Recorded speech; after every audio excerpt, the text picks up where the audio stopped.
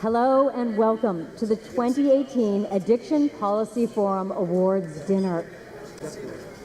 Raise your hands if you were here 2 years ago when it was crackers and water.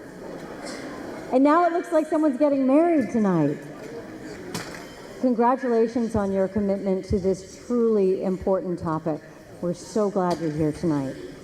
My name is Kimberly Souters. I'm an investigative reporter for ABC 7 here in Washington, D.C.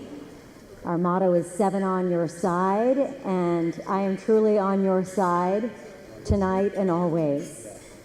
As a consumer investigative reporter, I expose the dangers of hoverboards and implants that lead to lymphoma and juuling, which the FDA finally decided it needed to sink its teeth into because our young children are smoking them in schools. And it was interesting when Juul Labs said, we don't market to children. And I said, that's funny because your profits increased 700% last year and you had $322 million in sales. And I can't find an adult who knows what you are.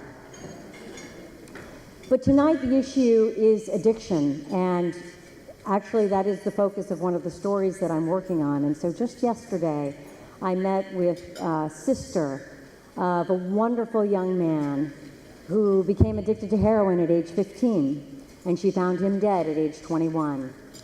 And she'd never been told about Narcan, and she said, had I known, maybe I could have saved my brother's life. And that's why we're here tonight, to save lives. That's why you're here tonight, and especially to those of you who have lost a life, I applaud you for your courage and your dedication to saving the next remarkable young football player, the next brilliant young woman. Please give yourselves a round of applause for just showing up.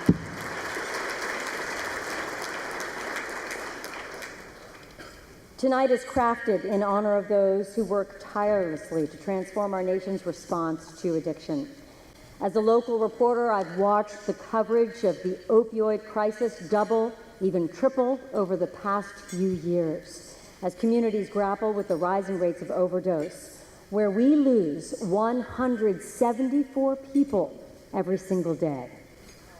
I'm humbled tonight to be among a group of people who are writing policy, launching community initiatives, advocating for change, speaking out against stigma, advocating for change, implementing diversion programs, and building community resources that will outlive the crisis at hand. My daughter's in high school. She likes a boy who's in recovery.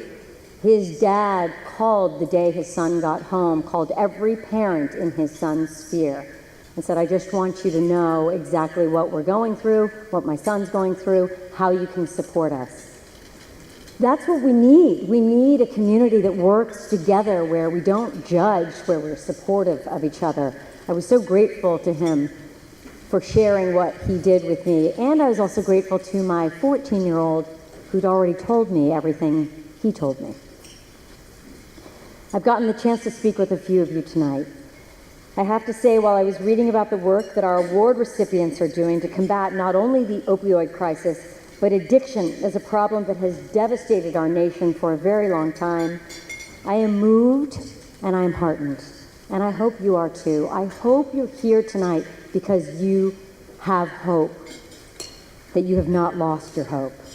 It is clear that those sitting in this room know what to do and have ideas about how to fix our broken systems. And we want to hear those ideas. We want to give you that mouthpiece tonight, and we have some incredibly powerful advocates here coming on stage tonight who are doing that all across the country. We are looking toward a world that the Addiction Policy Forum and its partners strive to create, a world where fewer lives are lost to addiction and help exists for the millions who need it, not to criminalize, but to help. This work can be difficult, it can be grueling, it can be emotional. We're gathered here tonight from across the country to celebrate one another and to recognize those who have made great strides toward enacting a comprehensive response to addiction.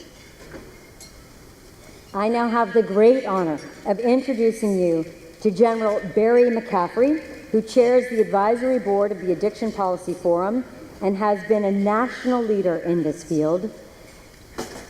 He's also humble enough that he just took a selfie with me out in the hallway. I think that's so cool.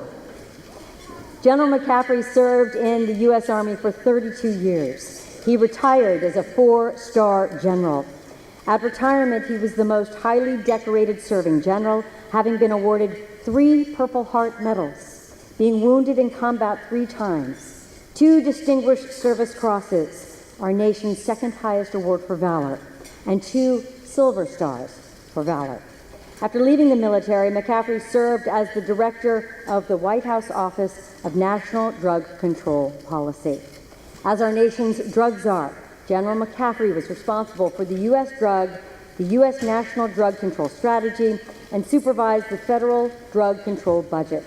He was the principal architect of the $2 billion National Youth Anti-Drug Media Campaign.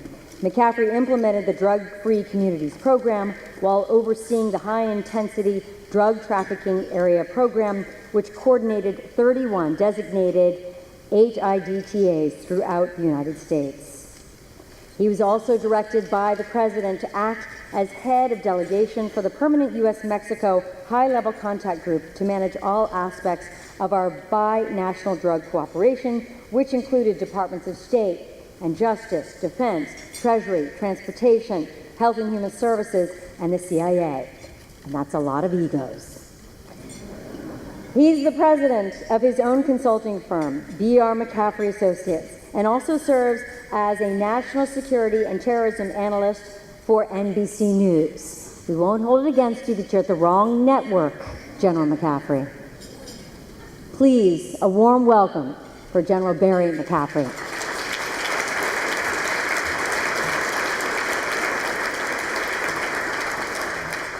I sort of wish you'd gone on a bit longer with that introduction.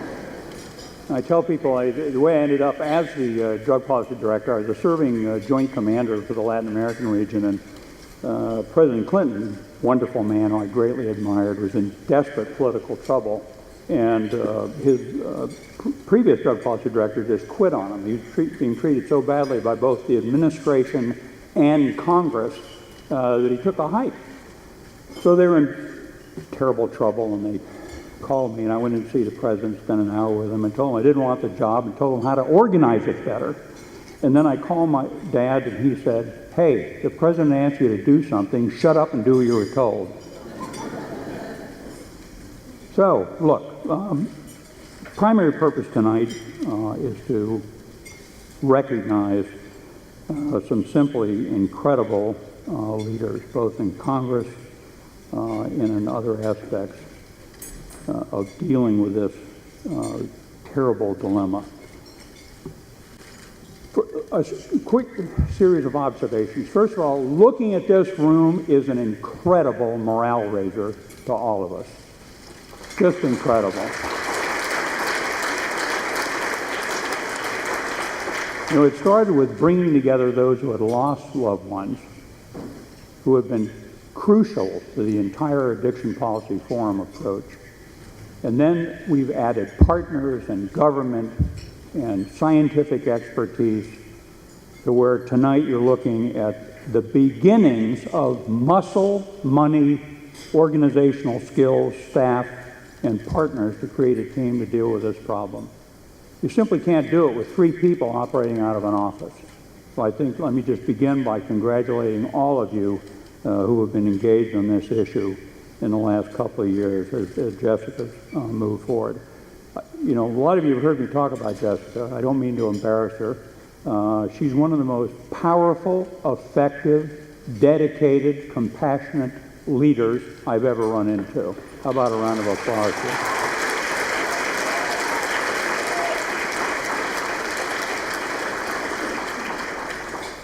It's got to be a coalition of partners. You know, a lot of people come to this issue at age 40 or 50 or 60. They've lost a loved one, you know, a son, a daughter, a mother. I read somebody's research paper a few months back in which a group of docs who were worried about the issue imagined a world, a lot of which already existed. They imagined things like the National Drug Court System. There's 3,000 some odd drug courts, thank God. There's 350 veterans treatment courts. It's an astonishing success. It's funded. It's got an institution that keeps it running. CADCA, SAMHSA, and NIDA. We're going to honor this brilliant scientist, Nora Volkow, later on this evening. So there actually is a considerable body of knowledge and expertise and bureaucratic skill trying to work on this problem. It's got to be a coalition of partners. Third observation. You know, I spent a lot of time as the drug policy director. I'd say, if you've got a solution, any one piece of this, take me to where you're organizing your effort. Show me how you did it so I can learn from your work. But at the end of the day, if you actually believe we have maybe 14 million of us who are chronically abusing alcohol or illegal drugs, if you're running a 6-bed treatment program and that's it, and I determine you can't scale up, then we got a problem. So the magnitude of the problem, I mean, you've heard the numbers yourself. And by the way, it's got to be polydrug abuse. You know, when you start looking at the 3 major drugs that kill Americans, number 1 is cigarettes, with over 400,000 a year dead, and alcohol with 88,000. And last year, last 12 months, the total overdose death rate was 62,000 people, of whom the majority, overwhelmingly, maybe 45,000 of them, died of some opioid overdose, a lot of it triggered by fentanyl. I mean, this is a huge problem. That we're losing more people every year than we did during the course of the Vietnam War. The problem is intense. Probably 2.6 million are addicted specifically to an opioid. By the way, something to jog your memory. Many of you may not have yet seen HBO documentary, Fabulous, This Drug Will Kill You. Anybody seen it? It's really overwhelming. You can find it on YouTube or wherever, and it's worth looking at. And the other one that I think I always recommend people do on the opioid epidemic is Train Spotting. There's one line in that movie I've never forgot, and it essentially was, if you've got heroin, who needs friends? It just implied the power of heroin addiction, of opioid addiction. So we talked about scale. You know, you got to find some way to have a reasonable policy, program, muscle movement, budgets to deal with 14 million people. And by the way, there's 320 million of us. Most of us don't have a chronic substance abuse problem. And we have a hard time understanding those who do. So except for your mother, there's a lot of stigmatization that goes on with the entire area. Bullet number 5. We need science to inform policy. It's all well and good that, you know, a lot of drug treatment programs in particular, and to some extent the prevention programs, are based on an art form. It's some person who deeply cares, who's been working it for years, and has learned some things, some tricks of the trade that will work. But we need science to be the basis of how we approach this problem.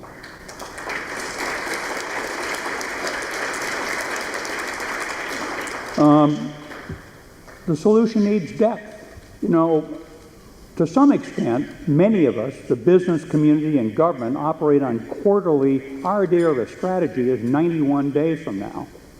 When you look at a problem like HIV or suicide rates, all the behavioral health care challenges, the solution set are 15 years long. But you have to organize yourself and have a concept that goes out that far. The solution needs leadership. You know, there's a lot of people involved. This country works from the bottom up. The communities run America. But at some point, you have to organize yourself where you've got visible leadership. We need an ONDCP director. We need a university president, a medical school president, a governor, a senator, a senior law enforcement person to end up giving us the coordination authority we need. And then we need to have the primary point of contact on dealing with drug abuse is the governor. Governor, thanks for your service, you and your wife addressing this issue. We need mayors, county executives. It's got to be a leadership-driven process. Final 2 points. A lot of illnesses, healthcare issues, basically the entire community is focused on dealing with cancer as an illness systematically. There's a tremendous amount of empathy. My oldest daughter's an ICU nurse. And so the system is built on compassion except for this issue.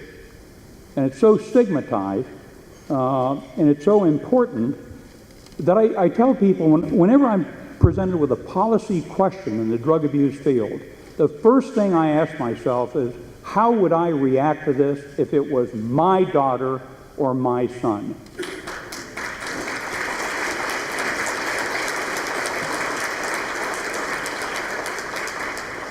Final point. The system needs confidence.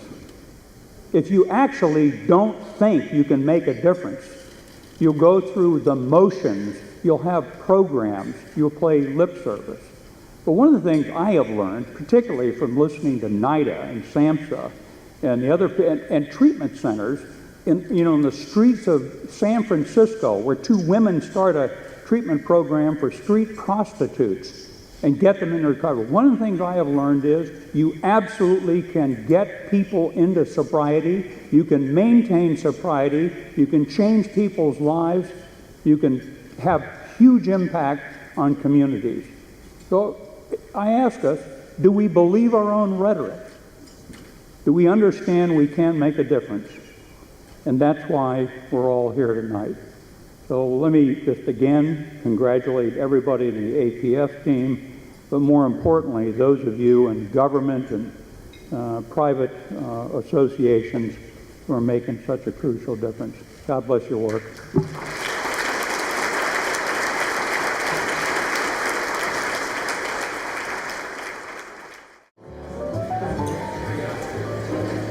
I wonder if I could have your attention. I know you're right in the middle of this delicious meal, but give me your attention.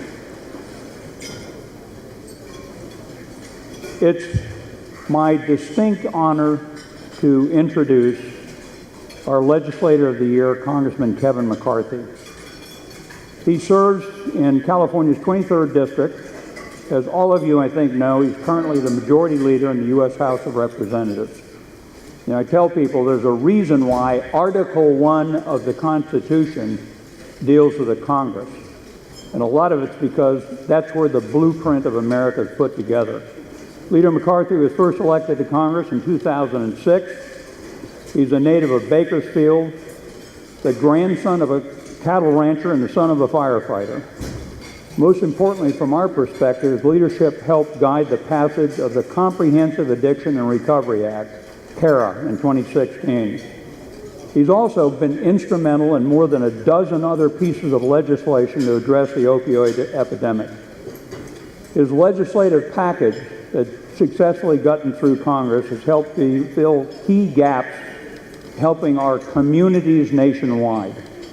He continues to push for comprehensive and evidence-based, key word, solutions to help families and patients struggling with addiction. As the Majority Leader in the House, he's helped make improved responses to addiction a priority in a very busy schedule. On a more personal note, let me just tell you, I was struck by listening to the families, hearing stories about the first Family Day, which was only 2 years ago, which was hosted by Addiction Policy Forum. Our families, many of you in this room, showed up on the Capitol steps. We were seeking attention. We held a press conference. We demanded more treatment and services. Kevin was there for us. He came down. He showed up early that morning, and I've heard from a bunch of you about how moving it was that a man with his responsibilities listened to your stories of children, parents, brothers and sisters lost, saw your photos, and promised to work with you to see new laws were signed. More importantly, he followed through. And so, will you please join me in welcoming to the podium to be recognized as our Legislator of the Year, the Majority Leader of the House of Representatives, Kevin McCarthy.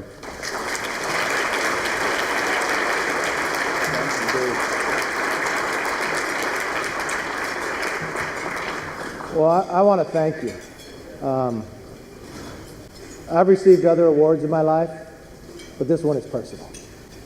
This means a great deal, and You know, Kevin Kramer's here. I serve with him. And we're fortunate enough that we get to serve and we get to vote. You may not have a vote on when we pass CARA or as we're working on 60 bills today, but you're the reason why we've done it. You know, when I got elected to Congress, I'm like most families. I have grandparents that had addiction. One I never met because of it. One that I watched I was young. I knew even as a child the addiction that she had. I didn't get to spend much time with her because of it. And you think at times you'd understand who these people are. And in Congress, you kind of come in and you think you kind of know what the problems are. But then when you start dwelling into it, you see the fiber of our country almost being destroyed by this. We cannot ignore it. But when you come to the Capitol and you give those personal stories, you see that it reaches every family. But you also gave us hope that we could do something. You know, in Congress, sometimes you get frustrated by one side saying one thing and one side saying the other, and you both want to do something and nothing happens. You've actually moved us to a place I haven't seen on a lot of different issues. It's no longer a partisan issue. It's no longer that you think, yeah, we've got a problem with money, but we know a priority where it should be. As I speak to you right now, Energy and Commerce Subcommittee is marking up 60 bills. You can applaud that. That will be the largest legislative package dealing with addiction ever passed inside Congress. And it's going to focus on 4 areas. Prevention. Because we all know that challenge. If we can prevent anyone ever getting to that point, how much a difference of life that changes. Treatment. We don't want to be judgmental. The first thing we want to do if somebody is addicted, we want to provide the treatment to them, the very best treatment. And we know that treatment doesn't last or doesn't end after 29 days. We want to make it sure that they make the third element, recovery. But recovery isn't just, I've been through the treatment. Recovery means becoming successful back into the community. So let's not abandon them. Let's help them. And then the fourth, we want to look at law enforcement and first responders. I think those 4 core elements won't solve the problem, but it will build on what we did with CARA. There's a lot of people I want to thank, a lot of members that took some places they hadn't been before, but I want to thank a person that didn't have a vote, but probably had almost more to do with it than almost any other member. And that's Jessica.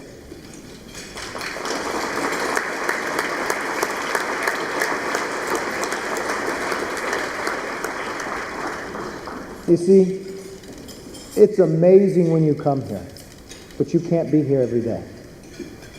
And people are different. But she has that soul that tells your stories. And it's not telling a story, it's the emotion of what the loss is and the struggle is. But she combines it in a manner to help us find a solution. And when we thank 174 people a day, more than 400 if you combine it with alcohol. And at times when I turn on the news, it seems like it's getting worse. It seems like it's reaching places we've never thought it could reach. You know, I tour the country a lot. And one of the places I always go, I'll go to charter schools and I'll go to treatment centers. And when I tour the treatment centers, it's continuing education for me. I'm striving, is there a better way to help recovery? Is there a better way for prevention? And always after I tour the treatment center, I bring those in who would want to sit and talk to me. And it always continues to open my eyes that it's everywhere and it's anyone. My last one, I sat down, it was my local neighbor who was a police officer that hurt his knee in a training situation. And all he did was he wanted to get back to work, that he followed the doctor's order and he took every single pill they told him to take. Or was the minister's son who'd gone through every struggle and lost every relationship in his family? So finally he found out he wanted to get and have recovery. And he had problems with the law. But this is where we have to look at it different as well. If a person is recovering and they want to have success, we've got to help them even if they have a record. We've got to get them back in.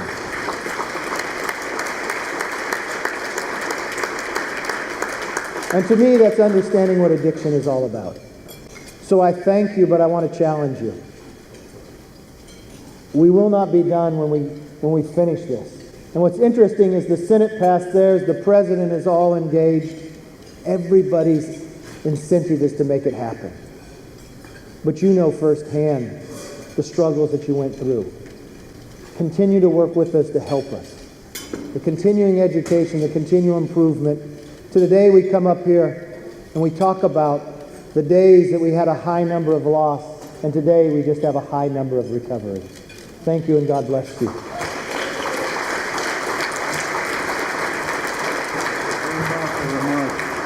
Well, let me, if I may, again thank you for your leadership, for your example, for bringing together bipartisan support. Essentially, you ran this operation in both houses, and the outcome has been simply unbelievable to make the situation better. So if you will, let's stand and honor our Legislator of the Year. Let's get a photo.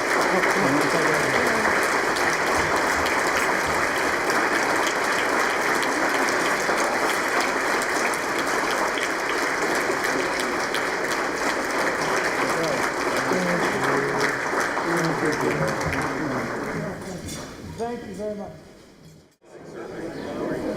It is my honor tonight to present the Addiction Policy Forum's awards to recognize excellence in the field. Although we unfortunately won't get to honor our other legislative award winners tonight in person, we would like to recognize Senator John Cornyn, Senator Sheldon Whitehouse, and Congresswoman Annie Kuster, for their leadership and dedication to addressing addiction with a comprehensive response. As legislators and leaders, we are grateful to your dedication representing the families and patients impacted by substance use disorders. I'd also like to take a moment to thank our sponsors for making tonight possible and for providing scholarships that enabled 80 impacted families from across the country to come for Family Day.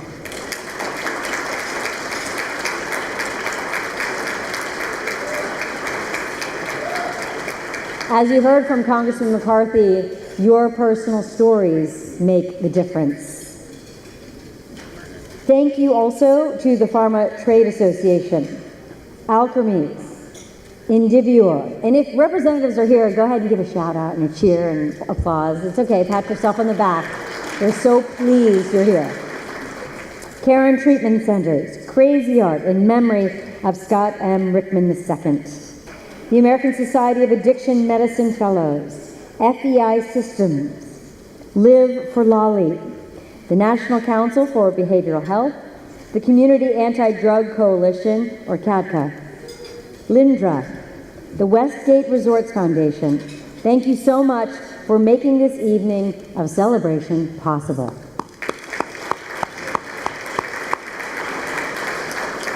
As we all know, a comprehensive response to addiction can only be realized through a collaborative effort involving every key stakeholder in the field, everyone around the very same table. Jordan's mom sitting next to me said, you know, we need an army, and we have our general, so what's stopping us?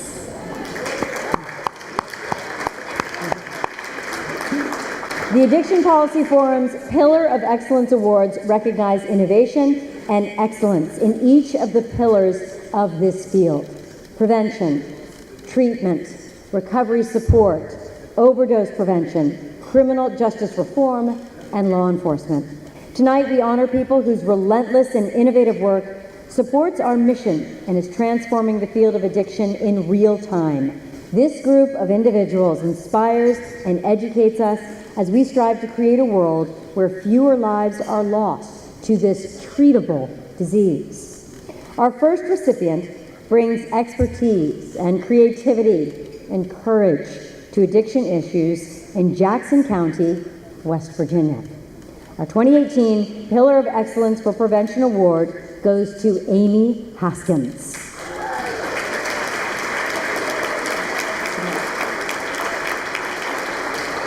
In Amy's role at the health department, she noticed that despite the devastating impact that addiction was having throughout the community and the lives being lost, the issue was rarely discussed. She dedicated herself to changing the conversation, turning the tide of the crisis. She's also the director of the Jackson County Anti-Drug Coalition, a county-wide effort aimed at reducing substance use among youth. Every one of the coalition's many initiatives are multifaceted, community-focused, and innovative. I was going to say it the British way. Innovative. Jackson County, they don't talk like that in West Virginia, do they? With a British accent, not so much.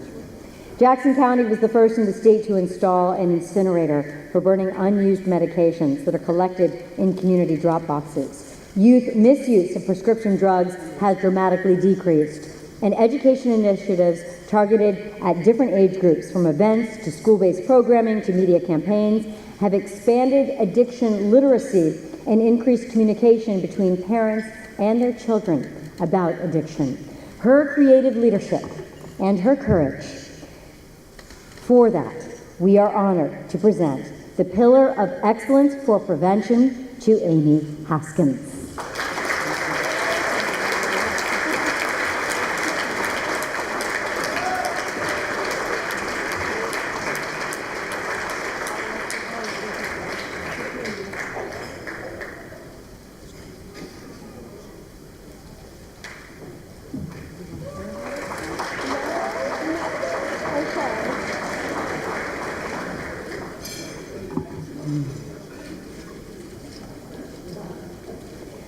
Our Pillar of Excellence for Treatment Award goes to Dr. Sharon Walsh.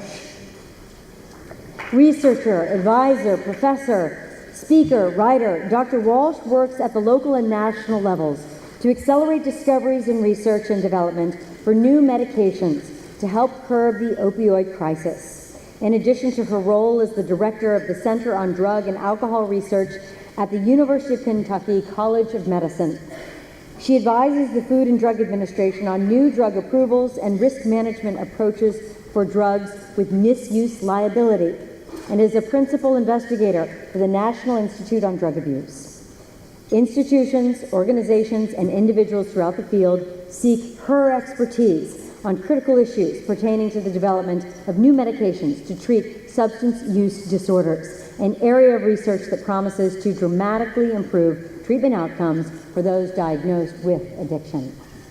Her clinical research focuses on pharmacological and behavioral issues in opioid abuse and dependence, including studies on the pharmacodynamic and pharmacokinetic characteristics of opioid pharmacotherapies and widely used and misused opioid analgesics.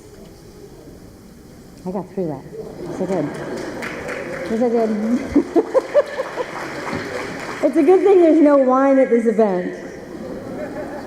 She has also conducted human studies on cocaine, nicotine, and marijuana dependence, and contributed to clinical practice guidelines and board specialty requirements in addiction medicine.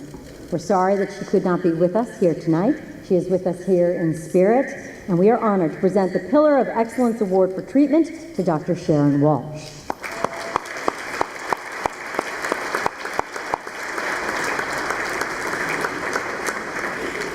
Please, to all of the award recipients, we would love to hear from you. And I know it's intimidating to say anything in front of a group with spotlights, but everyone here is rooting for you, and we're all with you. So please feel free to share your heart when you come up on stage. I'm delighted to introduce you to our next award winner. The 2018 Pillar of Excellence for Award in Recovery, the First Lady of North Dakota, Catherine Helga Spurgum.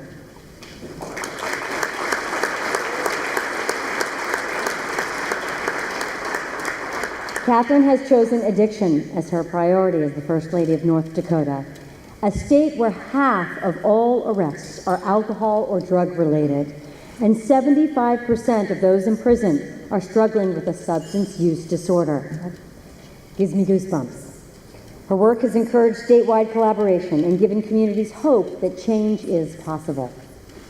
For her endless passion and dedication, we are honored to award the Pillar of Excellence for Recovery Support to the First Lady of North Dakota, a woman of great courage and a powerful story herself, Catherine Burgum.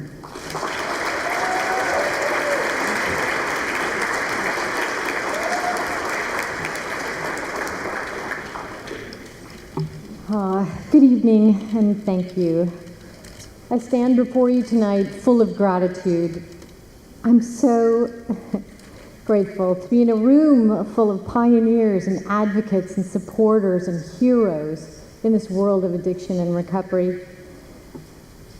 I am also so grateful for my own recovery. I'm a person in long-term recovery, which means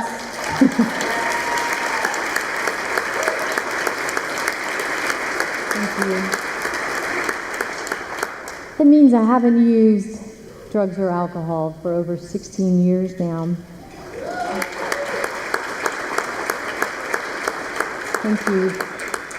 So I never thought I would be First Lady of anything, but a door opened and I walked through it. And I decided that I would take the opportunity to talk about my story after some encouragement from an amazing guy named William Moyers, who is such a great advocate for our field. So I walked through that door because I thought I would have the opportunity to generate awareness that addiction is a chronic brain disease. I know I'm preaching to the choir in this room, but you know, it affects really almost every family, community, and organization. This week is National Addiction Treatment Week, which gives us the opportunity to talk about addiction and recovery. And when we do so, we normalize the conversation around the chronic disease of addiction. When we normalize the conversation, we empower more people to reach out and seek help, which saves lives and helps people reach their full potential. I would love to challenge everyone here tonight to use your voice to talk about someone you know who's in recovery, if you yourself are in recovery, if you know someone who's been affected by the disease of addiction, or you've been affected personally, use your voice because you can change the conversation. You can normalize that conversation. I would like to thank the Addiction Policy Forum and Jess Nickel. You know, it takes courage, which is what this woman has. It takes courage to pursue innovative solutions and step into the fire. You know, it takes courage to do what others haven't done or to go against conventional wisdom. I'm so grateful for the work that you've done to help eliminate stigma. For those of us that are looking for solutions, you know, we need to look for the similarities and not the differences in approaches. We need to unite and work together for a more connected future to create new possibilities. I'd love to thank my supporters and friends, family, and teamburgum.gov for the encouragement that I've received, and to my greatest supporter, my husband, the governor of North Dakota.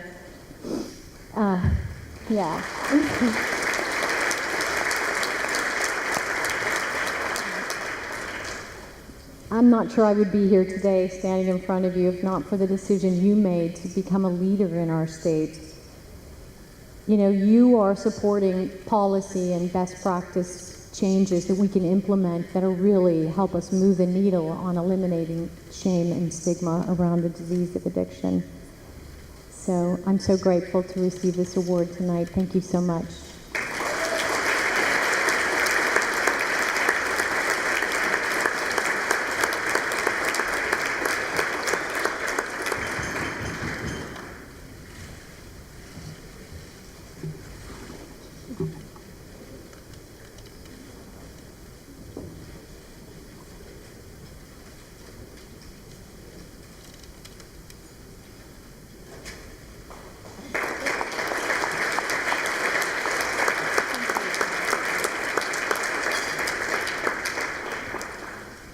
I hope you could see the look on your husband's face because he's like beaming with pride. That is very moving. The Pillar of Excellence Award for Overdose Reversal is awarded to Devin Reeves.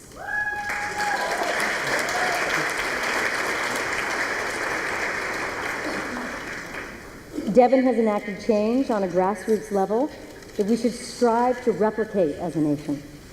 As a social worker and a person living in recovery, his experience and clinical expertise has translated into meaningful public health policy changes pertaining to substance use disorders. He has worked to expand access to the life-saving drug naloxone in Philadelphia and implement 911 Good Samaritan policies. He's the co-founder and executive director of the Pennsylvania Harm Reduction Coalition, or PARC, recognizing that social inequity, criminalization, and stigma silence those affected most. PARC advocates for policies that improve the quality of life for people who use drugs, people in recovery, and their communities.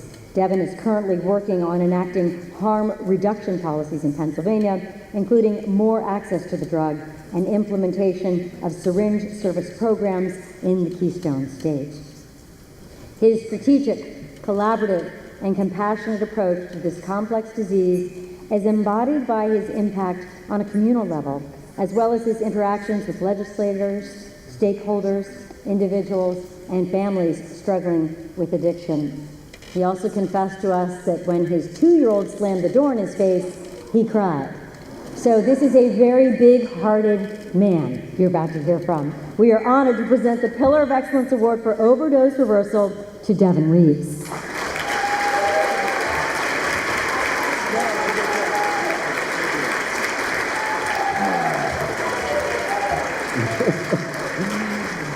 Good evening, everyone. My name is Devin Reeves, and I'm a person in long-term recovery. And for me, that means that I haven't used any drugs or alcohol since August 21st, 2007. Being a person in recovery and a person of color isn't always easy in our movement. People who look like me have felt the war on drugs for a long time, and that is a very personal thing to me. My grandfather had a substance use disorder that was so bad that he had to give my father up for adoption. My father had a substance use disorder that was so bad that he was never part of my life. When I decided to come out about being in recovery, I made a Facebook post that said, "I guess I don't drink or use drugs anymore," and I think it only got 3 likes. But I had some people in my life, in my recovery residence, that said, "Devin, you should go back to college." I had professors that said, "Devin, you should go on and get a master's degree." And while I was getting my master's degree, I had an internship at the city of Philadelphia, and I saw how much improvement could be done in our system, and I said, that's what I want to be when I grow up. I want to change the system. I want to change the world. And I've had so many mentors and supporters that have helped make that possible. And I would just be so foolish up here if I didn't thank my co-founder, Aaron Haas, for making this dream possible. Can we just give her a round of applause real quick?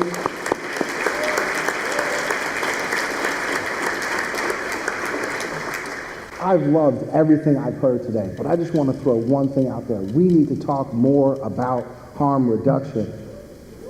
A lot of times the things that go on with using drugs are exacerbated by the laws that we have in our system.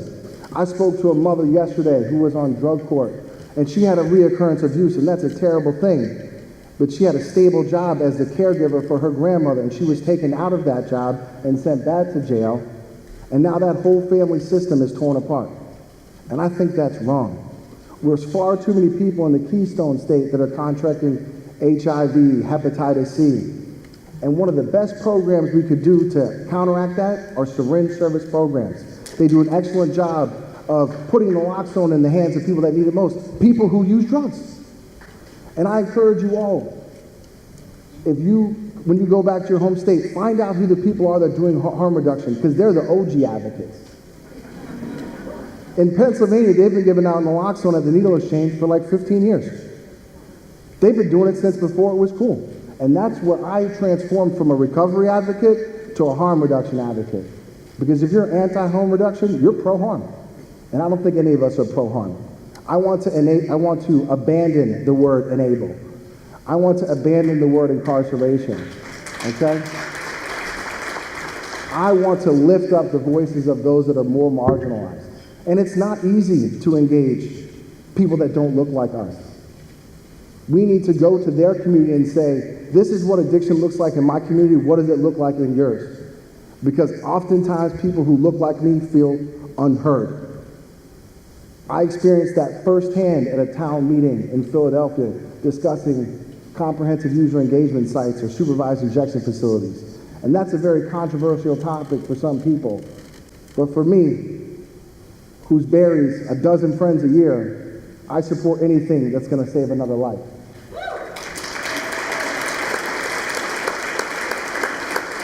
I want to thank the Addiction Policy Forum for all the work you've done and bringing us all together. This has been a real honor, and thank you so much for this word, and thank you all for being advocates for change.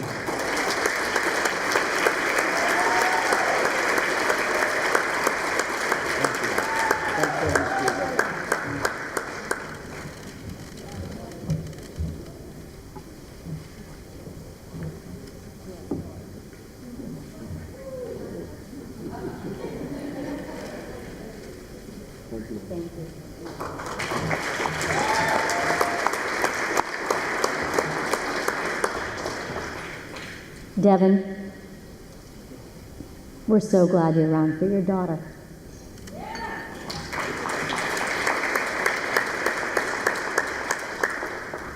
I'd like to introduce our next award recipient, District Attorney John Blodgett.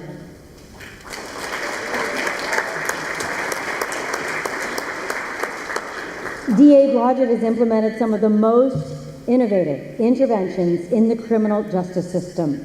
Under his leadership as District Attorney, the Essex County Drug Diversion Program breaks the cycle of addiction by offering treatment instead of jail time to young adults, nonviolent offenders with substance use disorders. His program uses the point of arrest as a critical intervention point by connecting participants with wraparound supports to help them find and stay on the right track. When participants have completed the 6-month program, the DA's office will either decline to prosecute or dismiss their charges. In addition, DA Blodgett created the All-Stars program, seeing firsthand the impact of addiction on families and especially on children. John started this program in coordination with the local school district to connect children who are impacted by parental substance use disorder or early childhood trauma with an innovative after-school program that utilizes evidence-based curricula and builds the resiliency skills to help those kids succeed. His leadership is truly inspiring. We are honored to present the 2018 Pillar of Excellence Award for Criminal Justice to District Attorney Blodgett.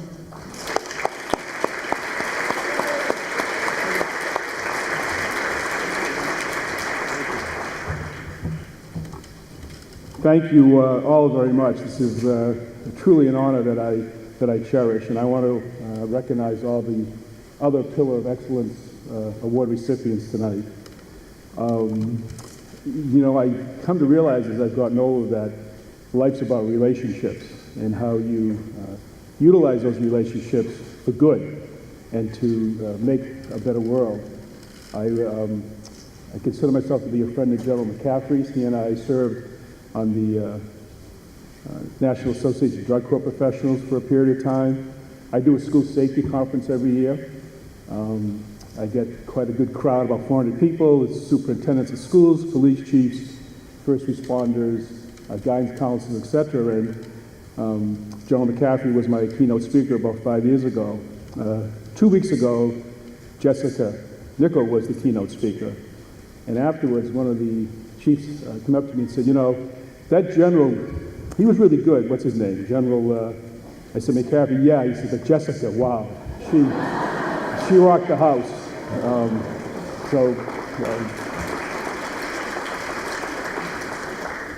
When I was able to set up the drug diversion program in Essex County in Salem, I'm honored to represent 800,000 people in 34 cities and towns.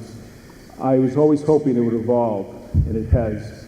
We offer it to people who are suffering from the disease of addiction, who have substance abuse disorders, and over time we've evolved it into more community outreach. We've had 900 people since I started the program in 2007 get treatment and demand in lieu of prosecution, and we're going to break 1,000 this year. Thank you. The All-Star program was an offshoot of that. I'm honored. I was surprised that 3 people who I consider to be dear friends and are really on the ground surprised me. They're here tonight. Dr. Catherine Latham, Superintendent of Schools in Lynn, Julie Luke, who is the principal of Bree Junior High, where we do the All-Star program, and Lauren Phelps from the Guidance Department. When they're here, and I'm actually, would you please stand up, Dr. Latham, Julie, and Lauren?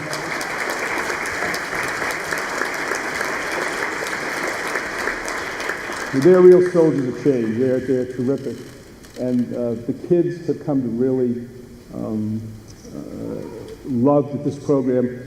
What happened was I was at a Chamber of Commerce event in my district. We were talking about people who are suffering from addiction. And for all those families who are sitting out here, most of you are out back, I haven't met you, but I know you.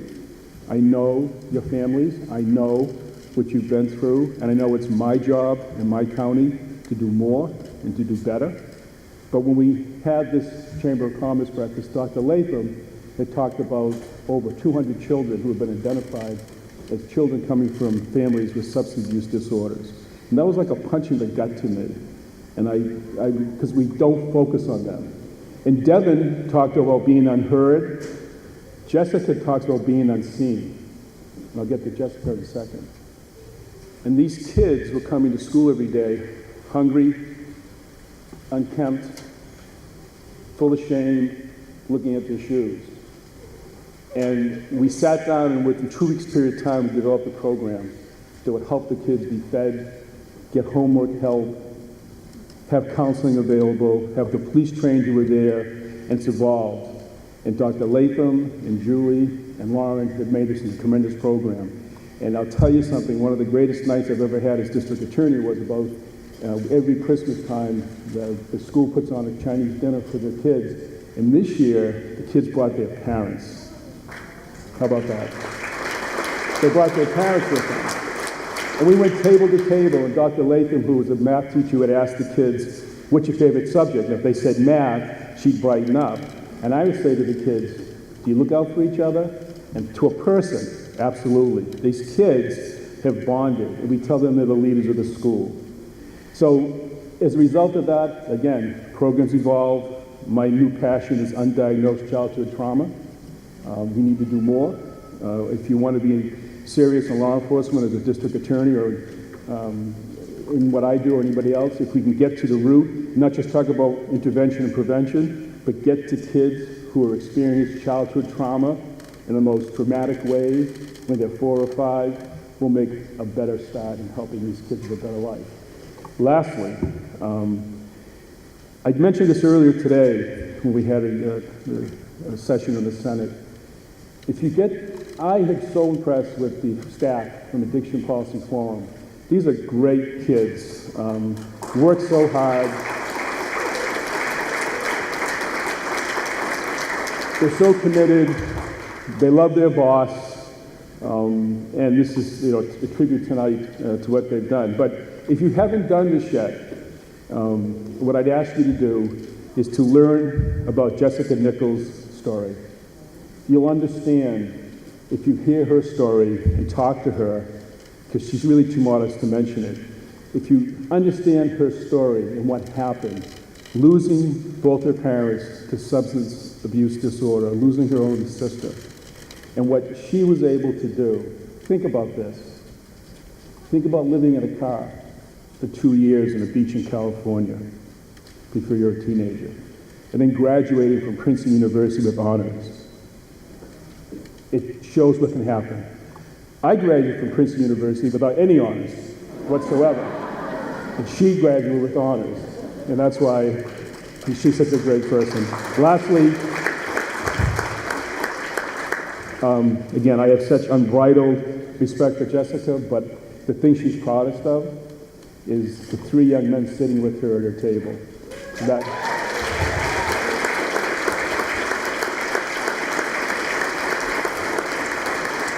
And that would be Connor, Jack, and Tyler. Guys, stand up so your mom can see you from here.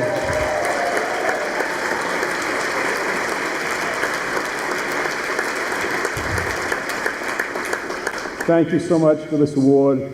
Don't stop fighting. My mother told me a long time ago, people forget what you say, most people forget what you do, but everybody remembers how you treat them. How we treat people who suffer from disease of addiction and their kids will be how we're going to remember it. It will be our legacy. So keep up the work. Thank you.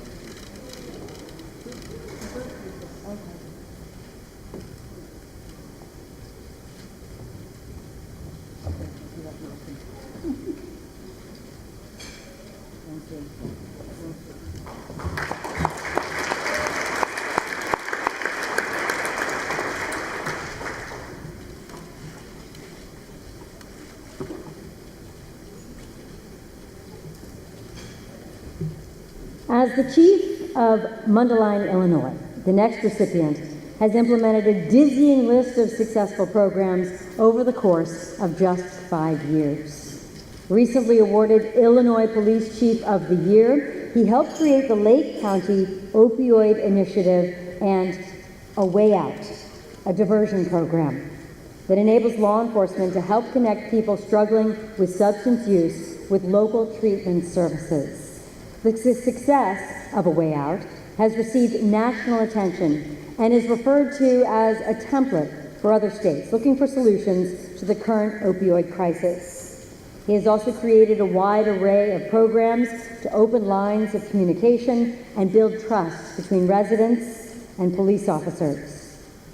From the Latino Police Academy to women's self-defense classes to programs for senior citizens and for students, his focus is inclusive and his impact is lasting. He's also here with his greatest fan, his 8th grade daughter. For his commitment to addressing community needs and improving the role of law enforcement in society, we are honored to award the Pillar of Excellence for Law Enforcement to Chief Eric Gunther.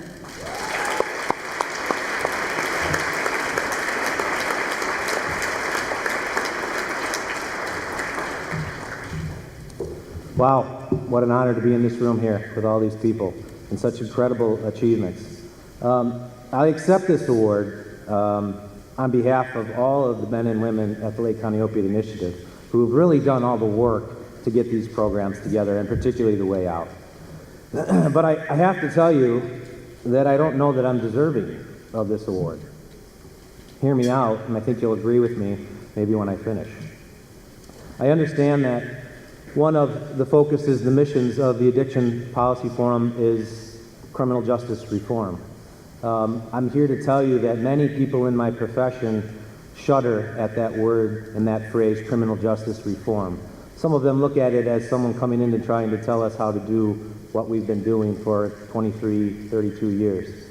But where I come from and the chiefs that I work with, we embrace the concept because we look at reform as an opportunity to do better, to provide a service to the people that we swore we would protect, and to do it better, and to be able to be involved in the conversation and make those changes become true life. I brought my daughter with me today. Taylor, why don't you raise your hand so everybody can see you?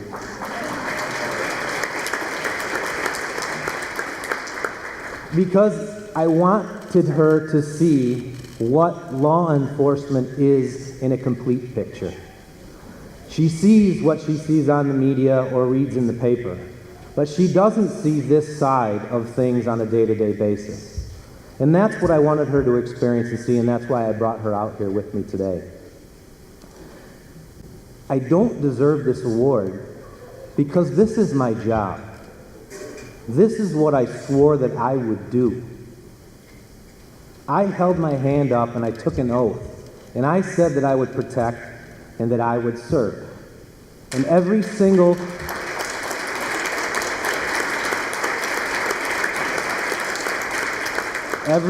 law enforcement officer in this country took that exact same oath.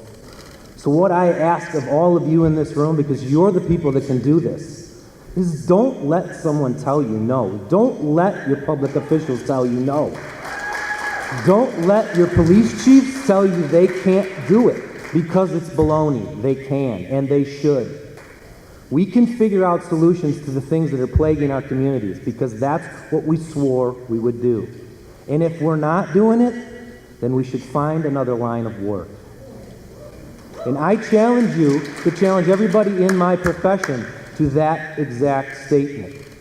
We should be doing and fixing the issues that exist within our communities, finding solutions, developing and looking at the root cause for problems, not looking to see if the elements of a crime have been met.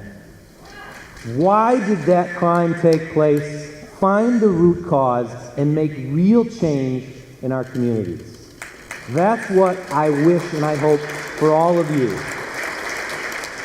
I thank the Addiction Policy Forum for recognizing and for awarding behavior that they choose and wish to see repeated throughout history. And that's why we're all here today. So thank you very much for this award. It's truly an honor.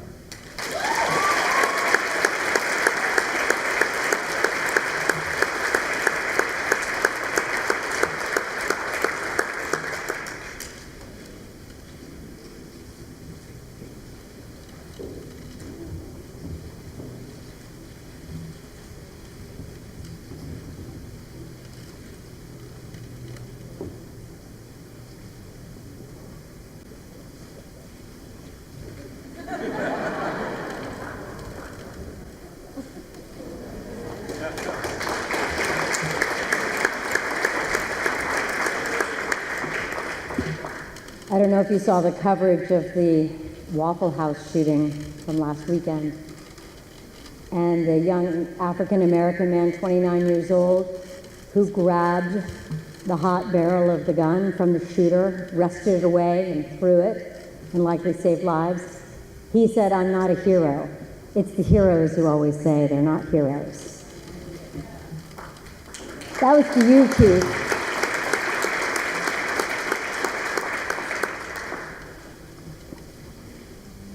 Now, the woman of the hour. I mean, if I had an Emmy Award here, I'd give it to her.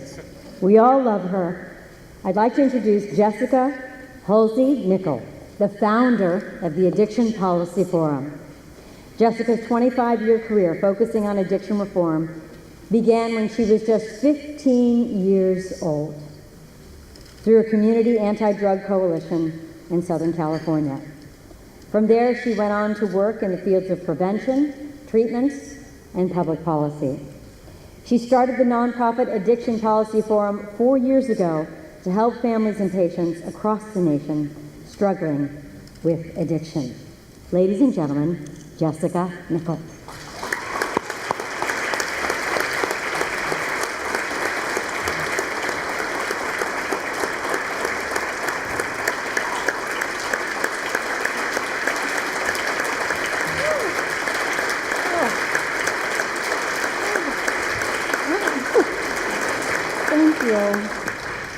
And thank you, Kimberly. We should give a huge round of applause to Kimberly for being so amazing and hosting and being our MC tonight. So I am thrilled that I get to present the next award. And it's noteworthy because it's not just an award, it's a new category. It's our seventh, our key pillar for research and science. It's the foundation of what we need to build for all of our communities and families. And I missed this last year, so we are fixing that. We did a lot of research in setting up the Addiction Policy Forum and what other patient advocacy groups have done, right? And in every other organization of the disease area, whether it's cancer or diabetes or the rare diseases, they know who their famous scientists are. They know who their clinicians are that you are waiting to get into. Their scientists are famous. They are renowned and loved, and we want to shine a spotlight on our scientists that have made so much innovation possible. So I am honored to present this year's Pillar of Excellence Award in Research to Dr. Nora Volkow. And recognize, I'm going to go on for a minute too, but come on up. So we can recognize the importance of our scientists and our researchers in this fight. Dr. Volkow is a world-renowned scientist who revolutionized our understanding of the neuroscience of addiction, and she's the current director of the National Institute on Drug Abuse. Selecting Dr. Volkow for this award was a no-brainer, right? She pioneered the use of brain imaging to investigate how addiction impacts the brain. Her research has shown us that addiction is a brain disease. We now are starting to focus on this as a health condition because of Dr. Volkow.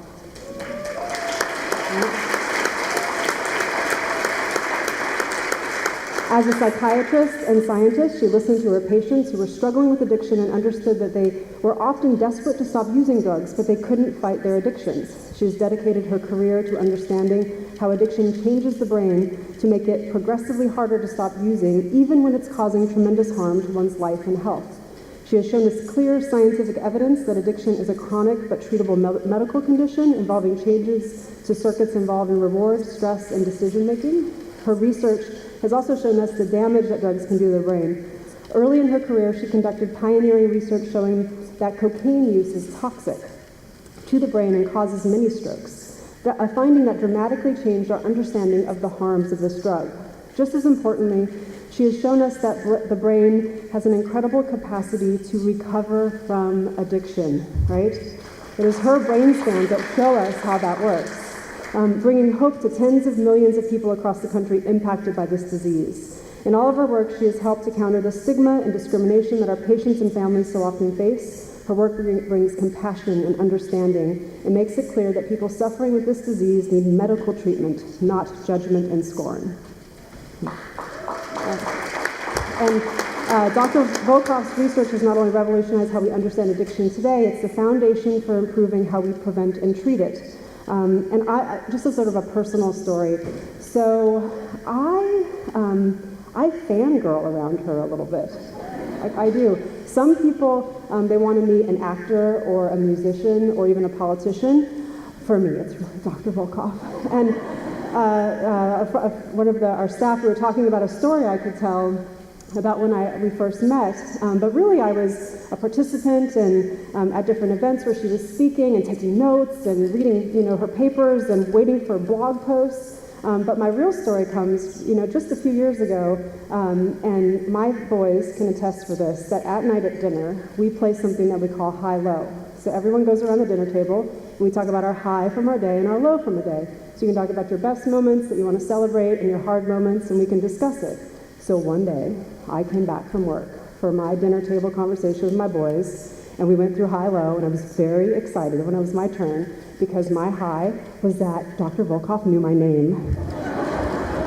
I was at a meeting, and she called me Jessica, and I was like, oh my gosh, she knows my name. So we need to celebrate our scientists. We need to celebrate the researchers that are paving new ways for us to treat and prevent this illness. And first and foremost, we need to honor Dr. Nora Volkow.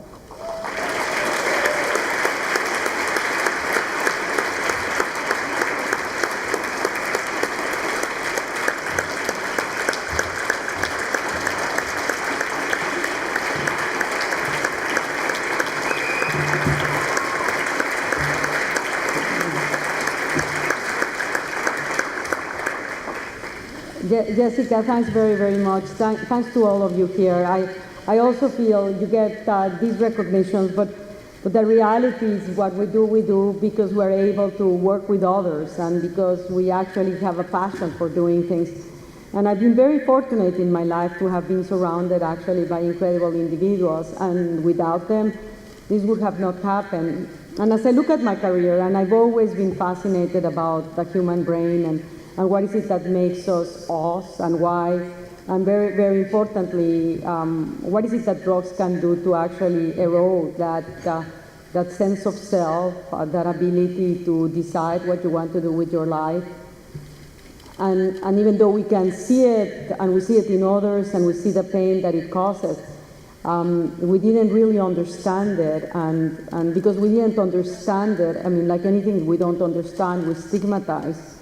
And so there was always been, and there still is, an enormous amount of fear to speak about addiction. And so when I started in the field as a medical student, I was very, very frustrated by the failure to actually observe or any type of training that would allow me to address the need of patients that were coming to the hospital or in the clinic with problems that were directly related to their substance use disorder. And so we will be treating, for example, the bleeding that a person that had an alcohol use disorder had, but we were not addressing ultimately why is that person taking the alcohol. And then I went on into psychiatry with a belief that ultimately psychiatry is the specialty in medicine where you, in principle, should have the capacity to address the needs and the treatment follow-up of someone suffering from a substance use disorder.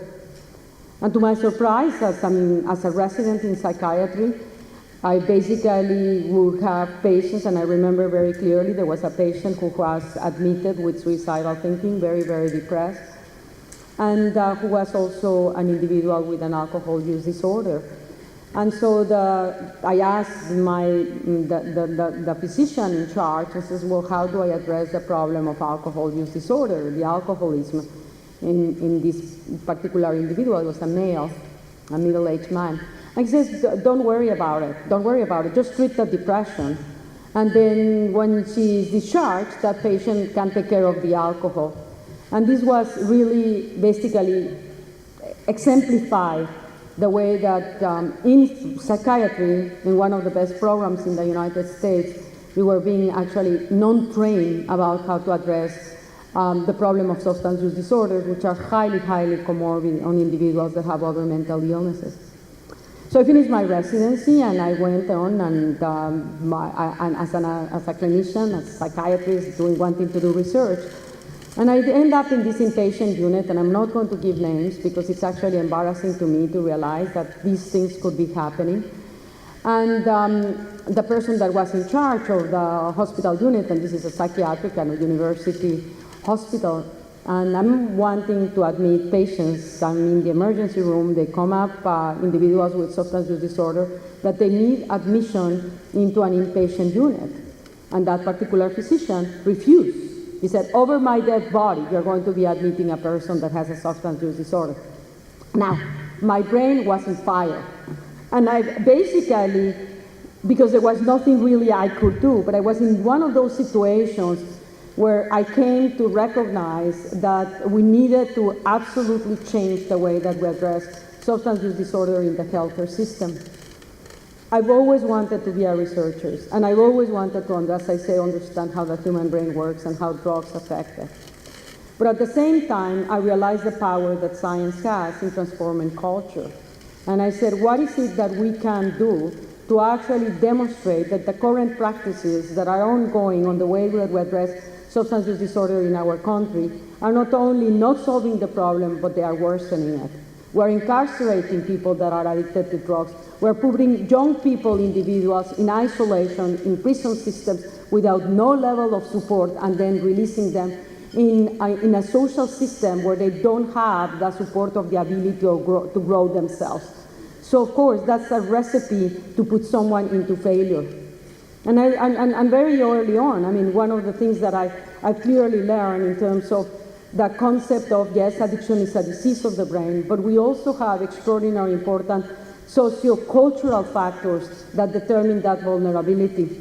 and that as a society we need to address them so that we can protect the younger generations from exposure to drugs, while at the same time providing a system that will enable us to treat it.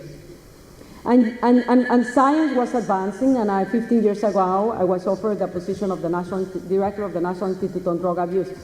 And it was a very difficult decision for me to make, because I do love science. I'm an extraordinarily curious person. And so I didn't want to let go of that component. Yet at the same time, I had come to realize at that point that science by itself was insufficient to change the way we do things. Even though I had started as a young scientist to say, yes, science is what should determine policy, I very rapidly realized in my practice and in my interactions with other physicians and interactions with patients that the system was not actually following what the evidence was showing made the most sense. And that's why I took this job, because I realized that in this job, we could actually provide knowledge that then all of you, everyone, could take and use to, number one, guide policy, but number two, very importantly, to develop prevention and treatment interventions. And I've been at it for 15 years. And what I can say is how important the work of Jessica Nichols has been. And it's hard for anyone else to see it from my own perspective, because I sit here with 29 other directors of institutes, of which all of them have very strong patient advocacy groups that stand up and demand to Congress that there is need for resources for treatment and prevention and research. And I didn't have those patient groups. And I didn't have them because it's the horrific stigmatization that we have with addiction. So everybody would recommend me and says, Nora, what you need to do is find an advocacy group. Well, that's easier said than done. And so, of course, I knew Jessica's name, because Jessica made this possible. And by making this possible, he gave away a voice for the science to have an impact on the problem that we are all facing.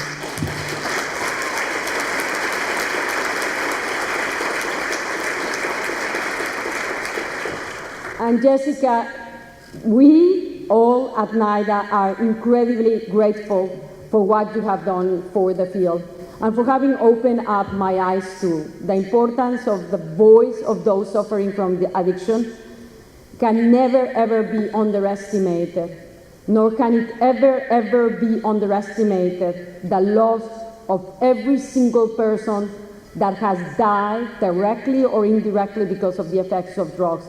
Those deaths should have never happened. And the pain and suffering of every one of those people that is dying because of substance use disorders is unacceptable in our society. So my commitment is, of course, I realize that by myself, even as an agency, by ourselves, we cannot change it. We can change it if we're able to coordinate our efforts, if we're able to form meaningful partnerships, and if we could provide a space for every person to be able to bring what they can do to address the crisis. The crisis of addiction has never been as bad as we're currently having it. We have had, yes, 400,000 people dying of cigarette smoking, 85,000 dying from alcoholism, and now we're seeing these escalating deaths that are happening from the opioids. And what is very embarrassing is that this opioid crisis was generated by the healthcare system, by us. And it was generated out of stigma and ignorance. And at this point, I think, as we stand today in this really remarkable dinner, which is an opportunity to be surrounded by so many different perspectives, 6 or 7 people have died. And they have died because of the practices that we have, because of the stigma. And I basically say, it is all of you, it is the voices of the parents, of the relatives that have lost someone or are struggling with someone with addiction. Do not let them silence you. There's a lot of noise in our society. Our voices have to stand up. And for that, Jessica, I thank you for all of your efforts, for making that possible. Thanks very much.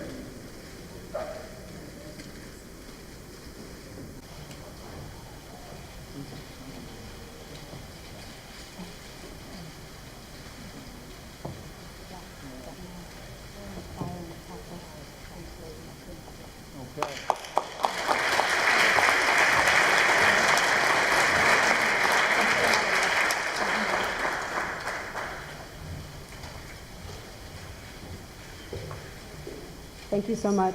I'm so thrilled that we got to recognize Dr. Volkoff's work. And if you have not watched our cartoon to translate her science in 4 minutes or less, you guys should check it out. I thought it would take a little bit of time, but we needed to make sure that our families helped us translate Nora's science for the world, and we turned it into a video explainer, and are continuing that work to make sure we translate the work of our researchers and scientists for everyone who's working in this field and everyone who's impacted. I have just a few thank yous and a few stories to tell you before we wrap it up. Everyone keeps sort of, I don't deserve as much of the accolades. All of us families in this room who felt loss, we work on this issue and take that fire in your belly from grief and turn it into rocket fuel. That's actually Mark O'Brien's line. It is the personal impact that we feel that gives us this impact. And a little bit about my background, very, very briefly.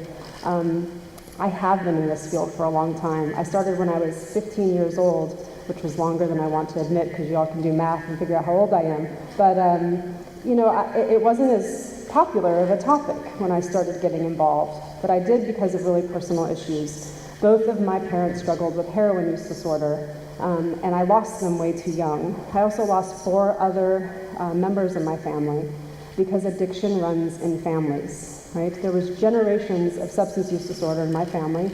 My grandmother came from an Indian reservation in upstate, in Upper Peninsula, Michigan, and alcoholism and substance use sort of ran for four different generations. So the loss that I felt was incremental.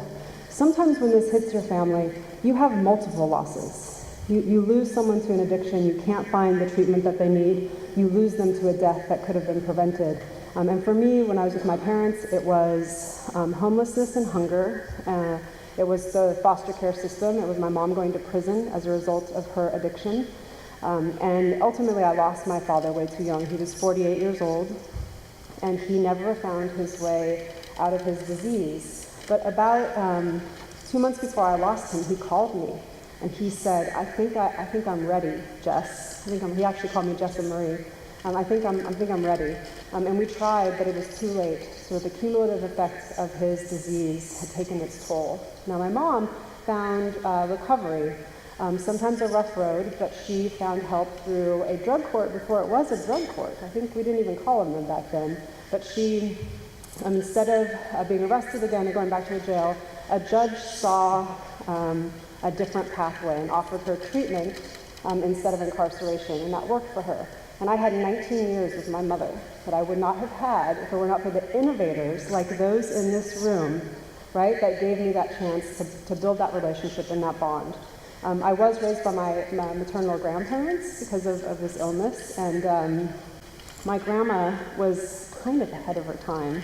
Because when I was a little girl and I was trying to make sense of the neglect and issues that come with parental substance use disorder, which have so much more, need to build so much more empathy around that, right? So much more empathy.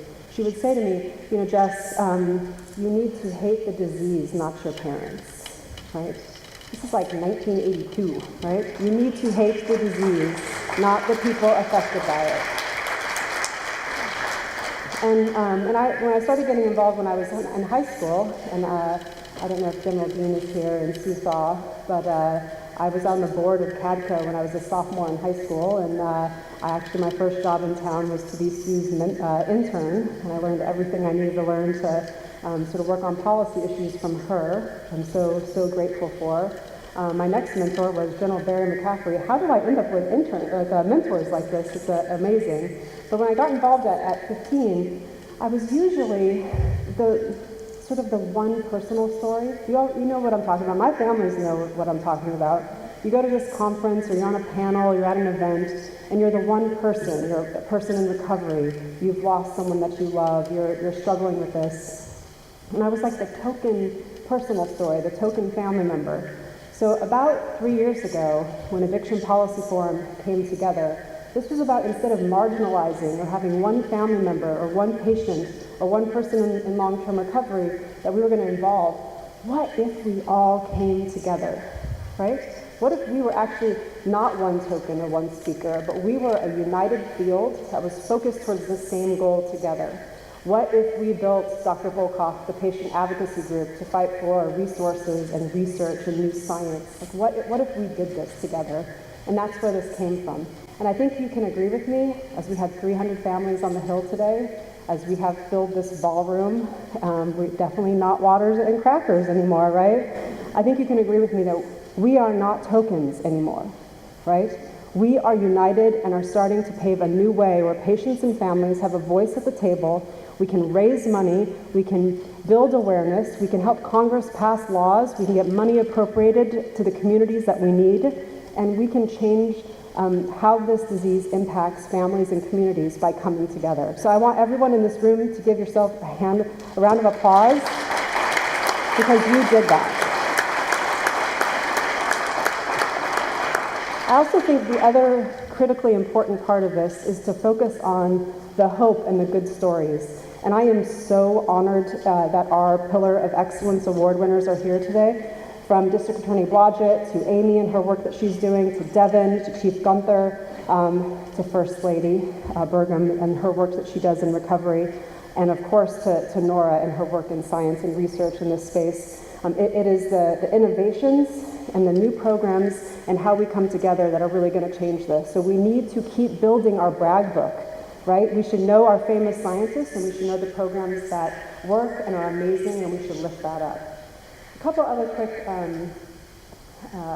sort of thank yous and stories. One, I do want to thank my boys, because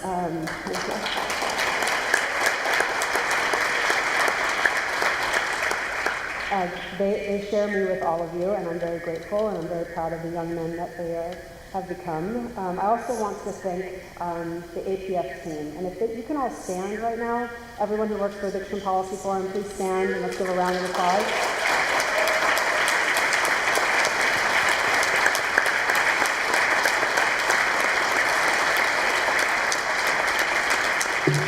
This is the most committed, dedicated team that you're going to find, and I'm so proud of the work that we're able to do together. Jay always says that we punch above our weight class, right? We've done a lot of great work as a small team, and we've grown, and we're very excited about the work ahead. I, in particular, would like to recognize a few of our team members that helped make today possible. If Diane Parisi, Casey Elliott, Andrew Howard, and Braden Kelly could stand, and let's give a very big round. This is a lot of work.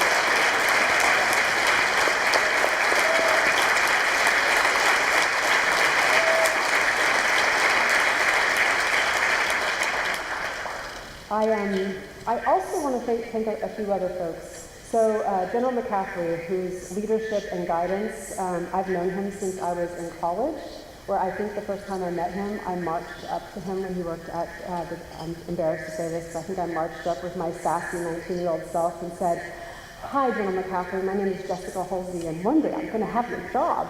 So,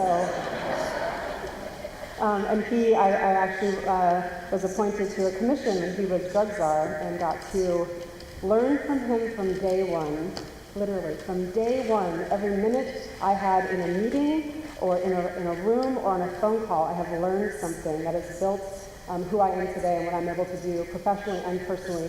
From my very first meeting, he sat in the middle of the conference table, not at the head. He sat amongst everyone in that room because you need to be a part of the folks that you want to lead. And he has taught me so much, and I'm so lucky that we have his leadership and guidance at the Addiction Policy Forum, and I am forever grateful.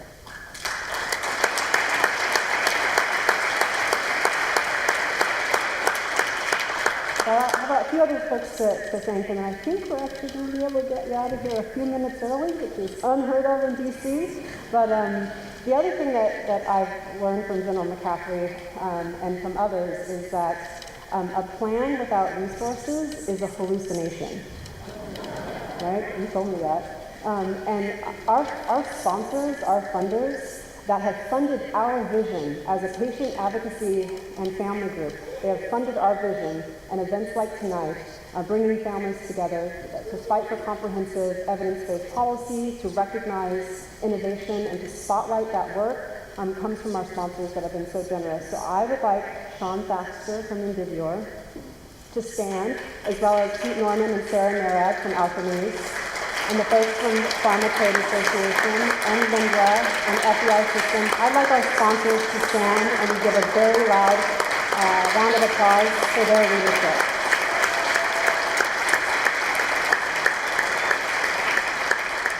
And the last thing I'll sort of end with is, you know, I'm a little surprised by this job. I love this job. I feel lucky every single day that I get to work with a team that's amazing and my families. I have a small family actually because of addiction. I've lost a lot of people and it is a small table, right? But now my table's enormous because I have family members that I have grown to love and care for that feel like family. From Doug and Amy to Lorraine, all of these folks that we have come together to sort of shared heartbreak and really are trying to build something that's truly special. And I love kids I never got to meet, like Courtney and Alex and Dylan and Emmett, and the list goes on. And I love their parents and their sisters and their brothers that fight every day for a world that is different. So I want to end with, this organization is about loving our patients, loving people that are struggling with this disease, loving the innovators that are building a new pathway on how we treat this illness, and all the families that come with fire in their bellies and turn it to rocket fuel. This is really for you. So thank you for joining us tonight, and hand it back to Kimberly.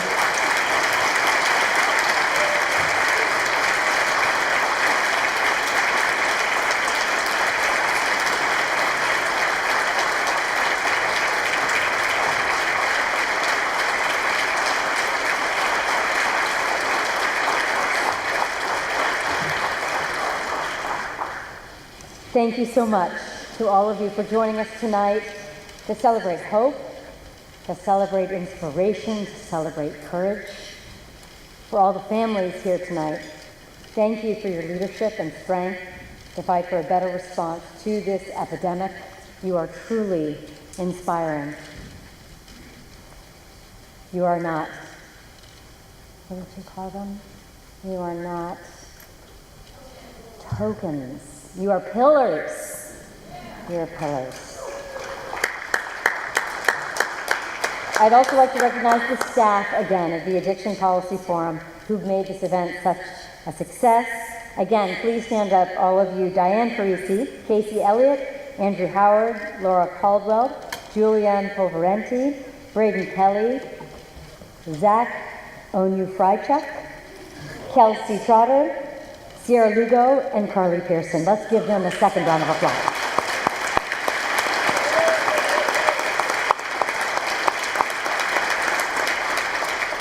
Zach, with a name like that, you should be playing for the Capitals. I don't know what you're doing here. Could all of our pillars please come forward with your pillar so we can take a group picture, and also so that you can re-identify them so that you're welcome to come ask them questions, take a selfie, post on social media, talk and spread the messages that you heard tonight, and change the world. Thank you so much for being here tonight.